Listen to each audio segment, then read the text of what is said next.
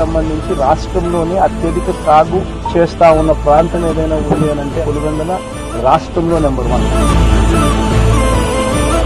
రోజు చూస్తే ఎంత దారుణమైన పరిస్థితి అని అంటే నెల కిందట 26,000 పలికిన రేటు ఈ రోజు 9,000 రూపాయలు పడిపోయిన పరిస్థితి చూస్తా ఉన్నాం.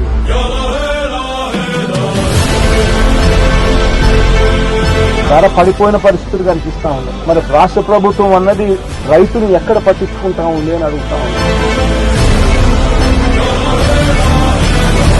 మిర్చి పంట అయినా అదే పరిస్థితి, ధాన్యం కొనుగోలైనా అదే పరిస్థితి, పెసర పరిస్థితి అదే, శనగల పరిస్థితి అంతే, మినుముల పరిస్థితి అంతే, కందుల పరిస్థితి అంతే.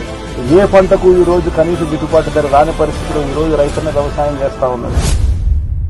ఈ ప్రభుత్వం మీద ఒత్తిడి తీసుకొచ్చే కార్యక్రమం జరిగేందుకే చేసేందుకే ఈ రోజు నా ఈ పర్యటన.